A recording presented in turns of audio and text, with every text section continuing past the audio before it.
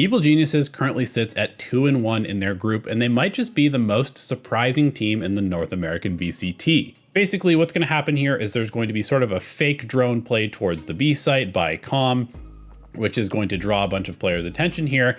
And I should mention that this is a round where B-Dog has the operator, and Evil Geniuses knows he's probably going to buy this and probably going to post up on B long. So to combat having to take any sort of long-range fights, they could potentially put the operator at A site as well.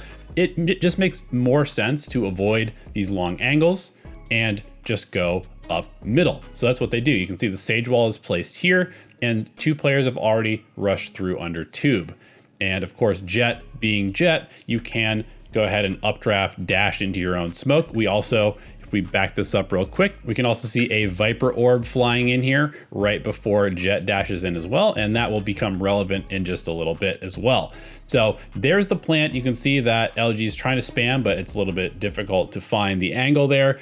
And somehow Jawgemo is going to find a little bit of a timing here to actually kill B-Dog as he passes through his smoke. He does end up feeding his life away, but EG finds another kill there as well. And here is where the strat goes into real sort of nerd mode, because as you can see, there is a Viper back here. This is another layer that DRX would run. So here's the lineup that we're looking at. And then there's also a Sova here as well, which is a second layer.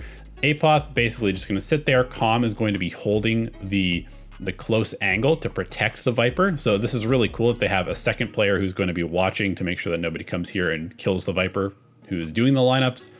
And that just gives this extra layer of difficulty for LG to break. There's one Molly landing, a second one lands. It looks like the timing maybe a little bit off here, but at the same time, they don't really know what's going on at B site. They just have this essentially timed out to be perfectly impossible to defuse the spike against. So there was the snake bites inside the Viper orb, which means obviously you can't defuse because the decay plus the vulnerable plus the Viper Molly will kill you. And then now Apoth is going to push forward. He's actually going to find a duel here on Tig, and he's going to go into phase 2 of the plan, which is to go up tube. Meanwhile, we have Calm here with his own set of double shock dart lineups, which is now going to replace the threat on the spike that the Viper is no longer holding. So there goes the double shock darts. You can see the spike was tapped. And meanwhile, Apoth is trying to come up tube. He actually gets caught here by Moose, who makes a really nice play of holding this, because there is another layer to this play where often the lineup players will try to come up tube and then, you know, come out onto this little snow pile area and shoot the diffuser. So knowing that, Moose makes a heads up play and kills Apoth, who is there. However, after these double shock darts land and chase Sova off the spike, now they're not expecting the second player to come up here. And maybe they are actually. Moose was trying to go down and see if he was coming under tube, but EG have been in the lab and they found that this is actually a perfectly lined up wall bangable spot.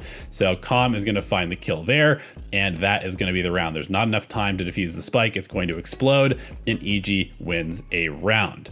So just real quick, the spike takes 7 seconds to defuse and 45 total seconds to explode from the time that it is planted. So you basically just have to delay for that extra 38 seconds. And so EG have basically just timed this out perfectly.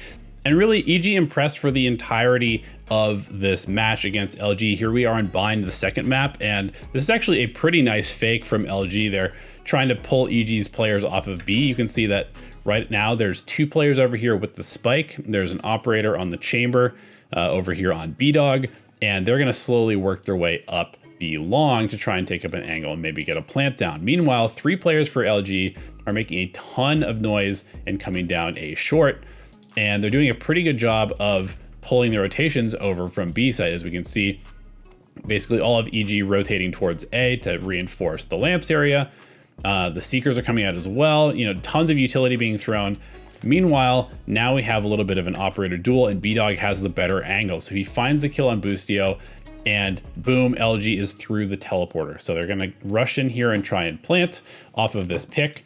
And you can see that already Evil Geniuses is just dumping utility. The Seekers come out, and so EG is trying to beat the rotation. And the reason that they're trying to do this so quickly is that they have a little bit of a play here. So the spike is being planted, the orbital strike is coming in to stop the plant from happening, and that's going to force Tig out. But what's that? Oh, that is a Fade Seize, perfectly banked off the wall. It came in like this, bounced to here, and that's going to catch the planter from the default spot. And he's going to try and escape this ultimate, but he gets yoinked right back into it. Now, there's another couple of cool layers here as well. So the Seeker comes in and clears out this little pocket area, and that is then going to be comboed with a Prowler coming in immediately after the blind ends on the Seeker. Boom, Prowler, secondary blind on Namada. He's completely clueless about what's going on, can't see anything, and that allows EG to flood in through back sight. Now, they have 3 players coming in through back sight, and then they also have the Fade who is wrapping around through elbow, just so they can make sure they clear that out as well. And this is going to be a nice shot from B-Dog, but he also has to plant the spike because 2 players are in hookah, and they also do get a second kill here with Dazzle. So now EG knows that there's 2 players in hookah and that there's 1 player planting the spike. So that allows a nice little trade there from elbow, and then Jawgemo is going to pull out the showstopper, shoot the ground, doesn't really expose himself to much, gets the kill there as well, and he still has the grenade, which is going to chase Dazzle out of here, and they just immediately stick the spike. Calm is going to be tucked into this little corner where it's very, very hard to get the diffuser off the spike. You have to kind of come out into the open. And then Jawgemo's already posted up here watching this angle, which makes it essentially impossible for Dazzle to come through, and EG wins that one with some really brilliant utility usage. Their game planning and their utility usage and their coordination as a team was extremely impressive, and I think that they have a really, really good shot of making a run into the playoffs and potentially even challenging some of the top teams.